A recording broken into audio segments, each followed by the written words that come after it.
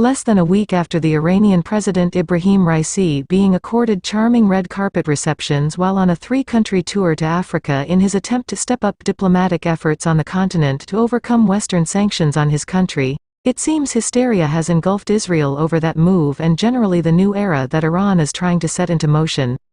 Shortly after that visit by President Raisi, which saw him meet President William Ruto of Kenya, President Yoweri Museveni of Uganda and President Emerson Mnangagwa of Zimbabwe, Israel, which believes Iran is its worst enemy on this planet, got into panic mode and immediately started looking for ways to respond. The first step was the Israeli Prime Minister Benjamin Netanyahu and Israeli President Isaac Herzog quickly meeting at the Israeli president's official residence to critically look at and examine the threat that the Iranian president's diplomatic tour to Africa poses to Israel, as well as discuss on how to counter the same. As later announced by the Prime Minister's office, top on the agenda for their meeting was specifically Iran's nuclear threat and its attempts to increase its influence in Africa. Then from their meeting, it seems they both agreed that they won't allow Iran to establish or strengthen diplomatic ties with those African countries without Israel's knowledge of the crucial details about the deals Iran is making with Africa.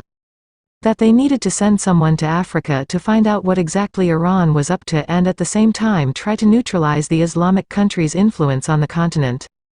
By the way, President Raisi commenced that visit on July 12, where he visited Kenya and Uganda, completing the same in the morning of July 13, where he visited Zimbabwe. Then this meeting by the two Israeli leaders was held on that same morning of July 13, and as a result, they settled on the Israeli Foreign Affairs Minister Eli Cohen as the person who will travel to Africa to investigate what Raisi was up to.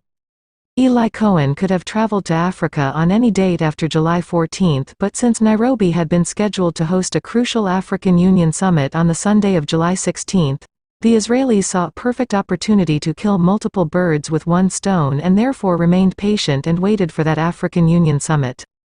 Then, as dozens of African leaders and diplomats were streaming in Nairobi on the evening of Saturday, July 15 for that summit that was to be held the next day, Eli Cohen was also preparing to head to Nairobi for an implementation of that plan by Prime Minister Netanyahu and President Herzog.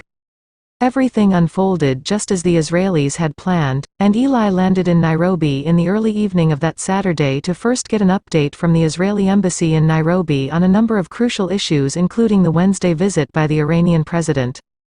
Over the next couple of hours that extended to the whole of that Sunday, he met Kenyan leaders, among them Foreign Affairs Minister Alfred Mutua and President William Ruto, though their meeting was kept private. Taking advantage of the African Union summit, the Israeli also approached some other African heads of state that were in Nairobi for the summit to discuss bilateral ties between Israel and their respective countries. This was the Israelis' way of trying to not only eavesdrop on what the Africans were discussing or planning but also to counter Iran's diplomatic offensive in Africa. Mind you, Eli Cohen, who was confident that the plan had worked, gave a proud update of the same after he had gone back to Israel on Monday. He said in a tweet that, "I returned this morning from a quick visit to Kenya, where a meeting of the African Union is currently taking place. I met with my friend Alfred Mutua, the Kenyan foreign minister, and with other leaders from the continent, with whom I discussed strengthening ties and expanding the circle of peace to new countries."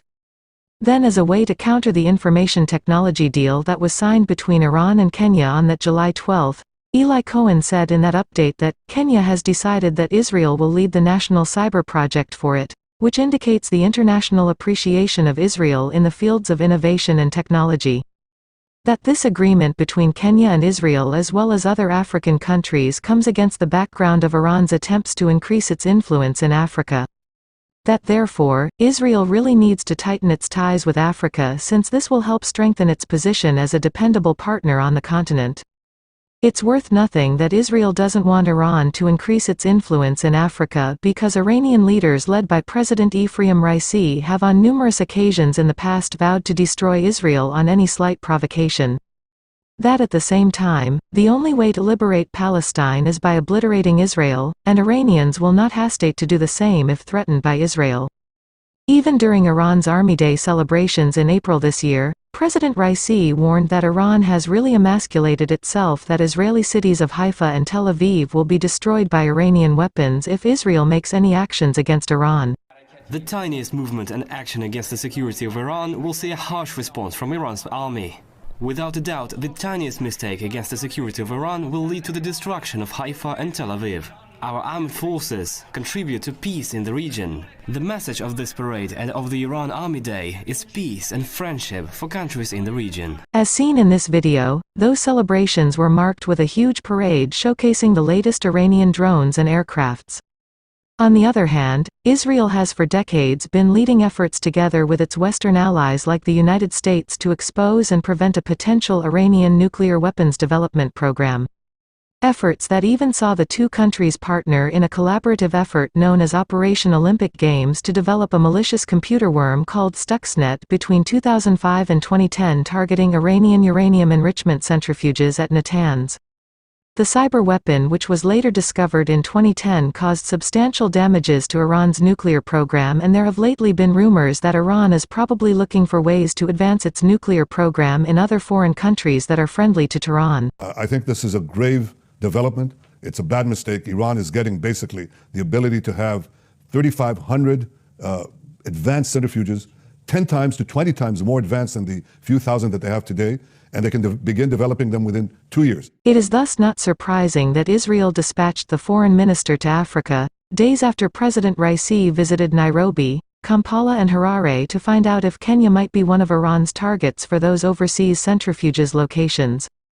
Mind you, Kenya is a member of the United Nations International Atomic Energy Agency, and Israel will most likely leverage its renewed relationship with Kenya to try and influence Kenya's position on Iran's nuclear power program so that Iran may not have its way.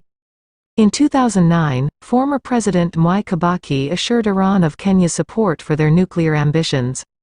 Then, since William Ruto is quite unpredictable for now, Israel seems to be really worried or uncertain if Kenya will seek to strengthen its ties with Iran and offer Tehran the necessary support it needs to advance its nuclear ambitions. What is ironic is that Israel wants Kenya to solely depend on it for cybersecurity, yet the Israelis are the ones leading in development of the latest cyber weapons. A spyware like Pegasus, which can be covertly and remotely installed on any iOS or Android mobile device without the target victim doing anything, is developed by an Israeli cyber arms company called NSO Group. Today, Pegasus operators can be able to remotely install the spyware on those smartphones through a zero-click exploit, and the spyware is capable of reading text messages, snooping on call, collecting passwords, tracking location, accessing the target device's microphone and camera, and harvesting information from other apps on the phone. The spyware is classified as a weapon by the Israeli government, and any export of the technology must be approved by the government.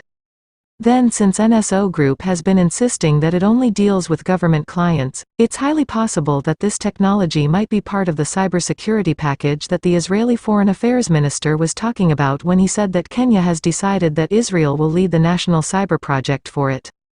With that said, do you think William Ruto is moving too fast and taking a risky path on some of these international issues, or he's just on the right track, and should keep doing his own thing? Let us know your thoughts on this in the comments below, and don't forget to subscribe before leaving.